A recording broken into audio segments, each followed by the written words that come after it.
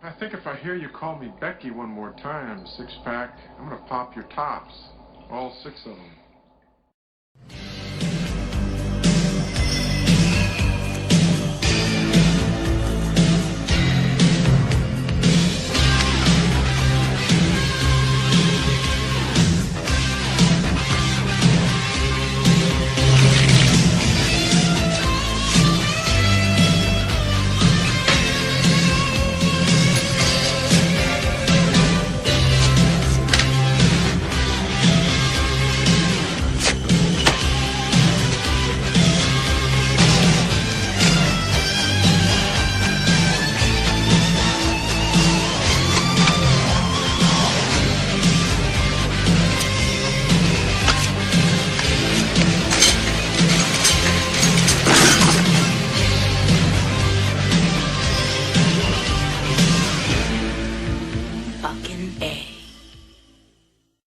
Hey, this is Matt once again.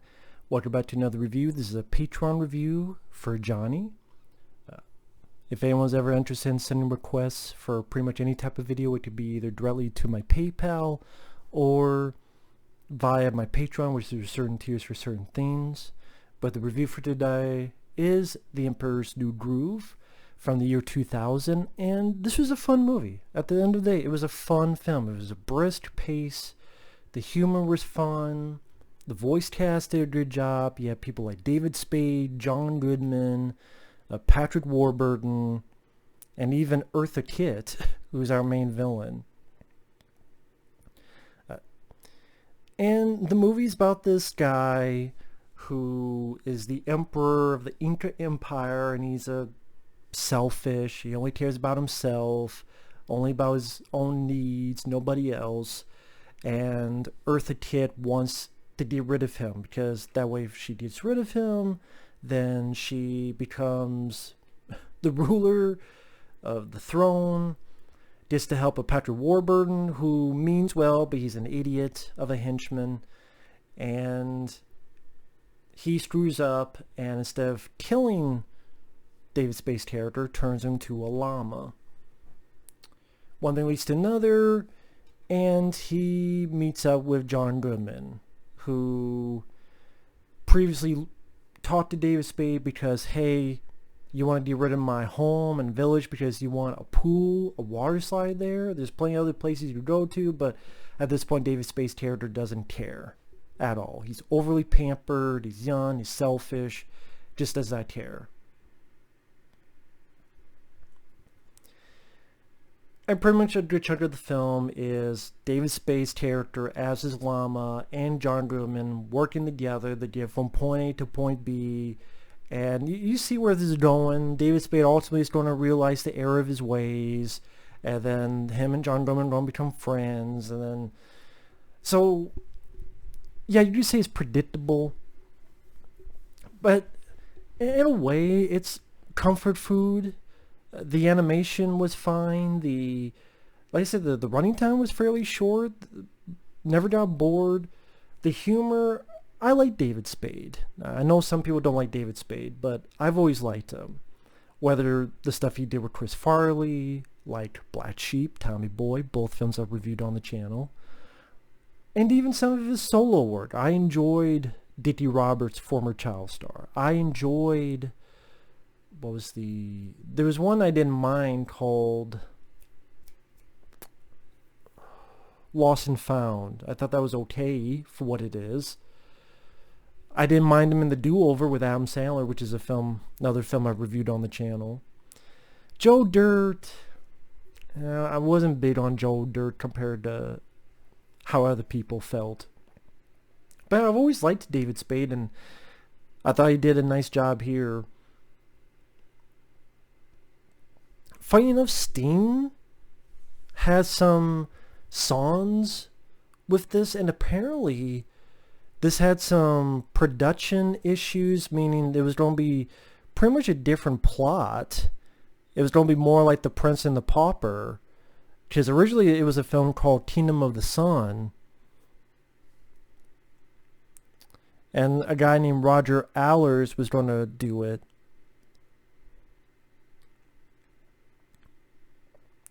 And actually, here's a quote here. Kingdom of the Sun was such a heartbreaking experience for me. I put 4 years of my heart and energy into that one. I was creating an epic picture mixing elements of adventure, comedy, romance, and mysticism. The head of Disney Features at the time was afraid that what we were doing, in his opinion, too many films in the same vein. He was also uncomfortable with the spiritual and cultural / Inca aspects of it. Hence, he decided to make it a simple slapstick comedy. Would it have worked out if we had more time? I would hope so, but one can never know these things. Now, what he means by that, it was originally going to be about a greedy, selfish emperor who finds a peasant played by Owen Wilson who looks just like him. And it'd be like The Prince and the Pauper, where, of course, they switch places. And the villain at this point is going to summon an evil god of death and destroy the sun, so she may become young and beautiful forever. Although I'm thinking if you destroy the sun, won't you and everybody else be dead? But okay. She turns the real emperor into a llama and threatens Owen Wilson's character to your identity to be revealed unless you obey her. Owen Wilson's character falls in love with the emperor's fiancée, or soon-to-be fiancée. The emperor / llama learns humility in his form and falls in love with a female llama herder. I liked the way it was done here better. I mean, I liked this better because I don't mind Owen Wilson, but I like John Goodman a lot more than Owen Wilson.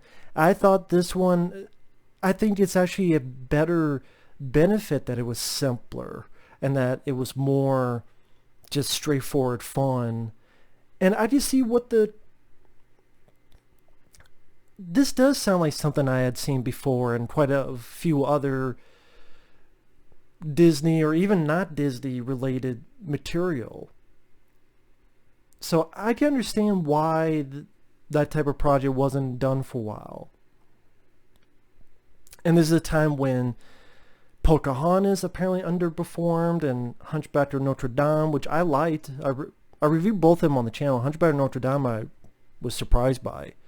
But they underperformed, and so the studio was getting cold feet on what to do and what they should do.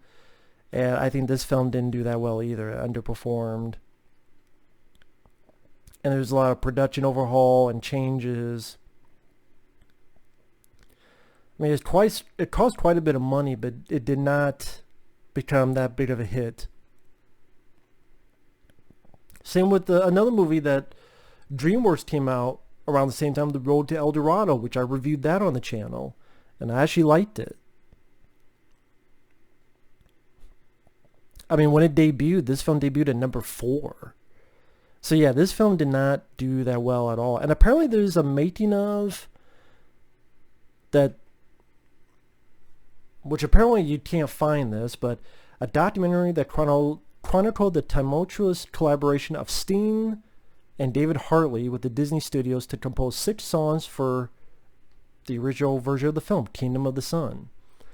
Documentary featured interviews from the directors Roger Allers and Mark Dindal, producer Randy Fulmer, Steen, whose wife created the documentary, Disney story artist, and the voice cast being dismayed by the new direction.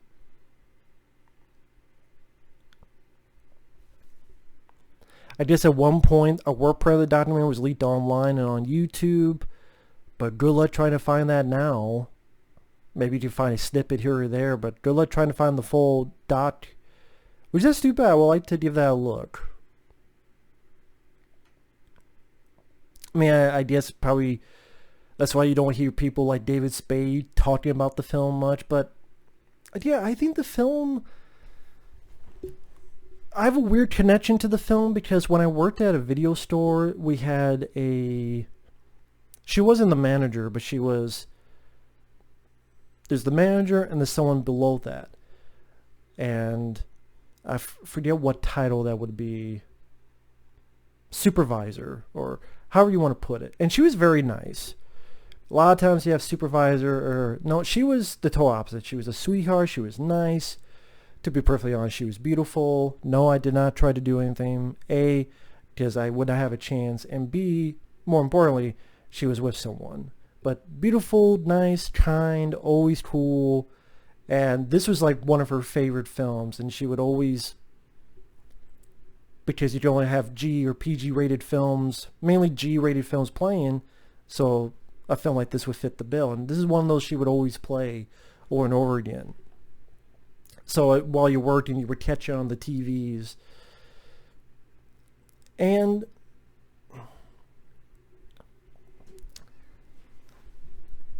it does feature some fun, entertaining bits of humor from David Spade. Near the beginning when he's trying to choose women, it's like, yikes, yikes. Oh, let me guess, you have a great personality, right? Which probably in this PC age, that wouldn't fly in a Disney film, let alone in a film nowadays. But it's supposed to, no, it doesn't matter his context. But there's supposed to be an arc where he's this type of character. No, it doesn't matter.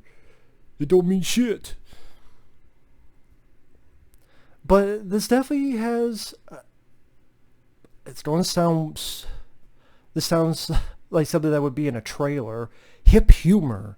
Be a hip humor. I thought it was humor that didn't feel cringeworthy.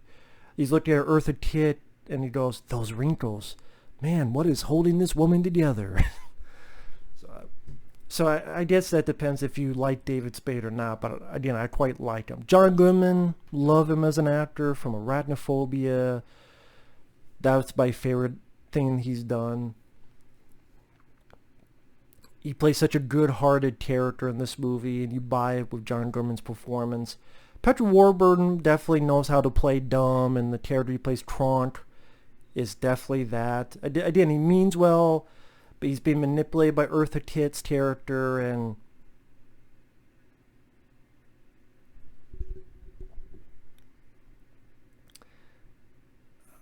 again, he plays that role a lot in movies, but there's a reason, because he does play that very effectively. There are points where it breaks the fourth wall, like the camera's moving on to this, it was a chimp and a bud, and he's like, what's with the chimp and the bud? Can we get back to me, please? So I like the attempt that broke the fourth wall from time to time.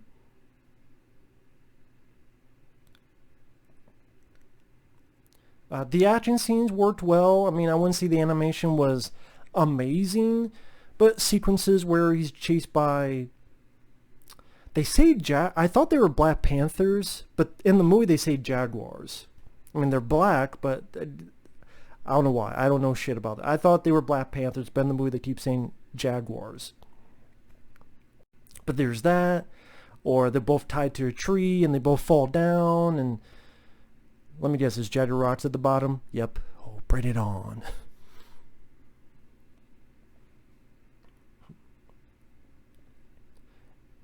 And in a way, sorry about that. Now it's like a, that's something.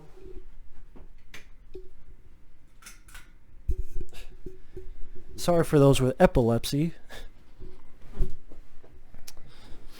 I'm not even going to cut that out because that's a funny thing to happen. Probably more entertaining than anything I've said, because when I like a film, yeah, it can come off as boring because I'm just being matter-of-fact about it and not pulling up an act. It's a fast-paced, short, fun, entertaining kids movie that has some entertaining slapstick that remind you, I want to say Looney Tunes, but maybe not that far, but it's something that any kid could get into, but as an adult, you don't cringe at watching. Because again, the humor, I did not notice a lot of fart, burp jokes, or any of that stupid lowbrow humor. It's more slapstick, which, as a guy that grew up with the Three Stooges and other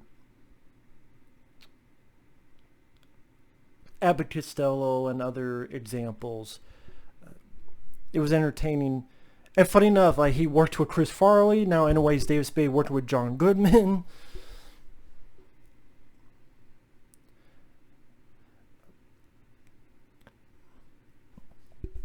I would say, if you've never seen the film, this is worth a look. It's worth a look. It's fun. At the end of the day, it's fun. Sometimes that's what a movie's meant to be. It's just to be fun, and there's nothing wrong with that.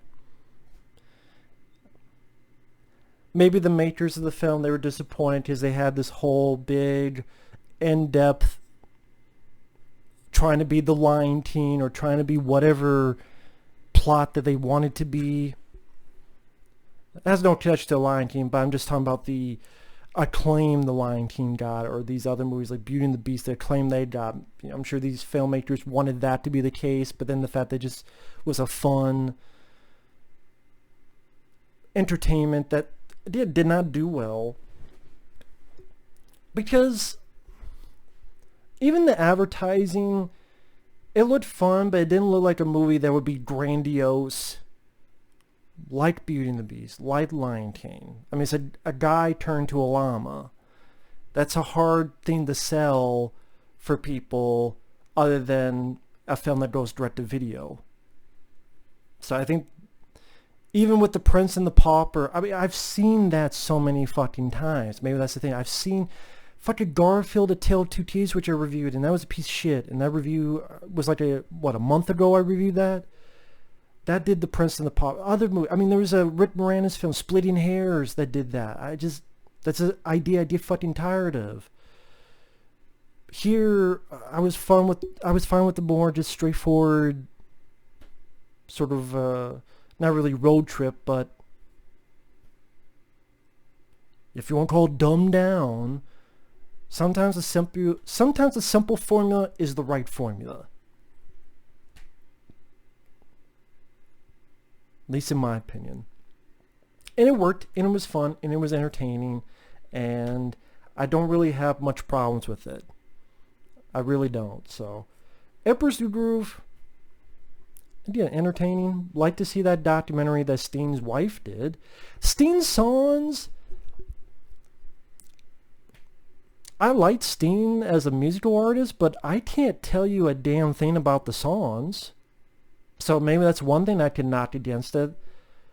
Because I can remember Elton John's songs in The Lion King. I can even remember his songs in the DreamWorks film The Road to El Dorado, which I talked about when I reviewed The Road to El Dorado, a few weeks ago? I can remember those songs. I can remember songs from Beauty and the Beast. I can remember songs from Aladdin. I can't remember a song from this. So, considering he spent so much time and years on this, maybe, I don't know, maybe that's why they were not that memorable. Maybe it got fucked around so much, he's like, I don't know what to do. It'd be nice to do that documentary and then add some more context to it. But yeah, you'll probably never see that because it's Disney, and Disney don't give a shit about that kind of stuff, let's be honest. I know there's a direct-to-video sequel centering on the character Kronk, Patrick Warburton's character. Other than that, I don't think they've really done anything with this. Which it did not do well, so I guess in their eyes, it did well on VHS tape, and that's why they did a direct-to-video film, but as for anything else, release-wise, they should at least release that Sweatbox thing, like just release it on YouTube. It's not going to hurt you. Whether it's 30 minutes long or 20 or 40 minutes, just release it on YouTube. What's it gonna hurt? Or did they talk shit about you and you're fucking, they made fun of me? Fuck off, Disney. Go a pair of balls or steal some from Goofy's or Donald Duck's purse or something. Anyway, that's just me.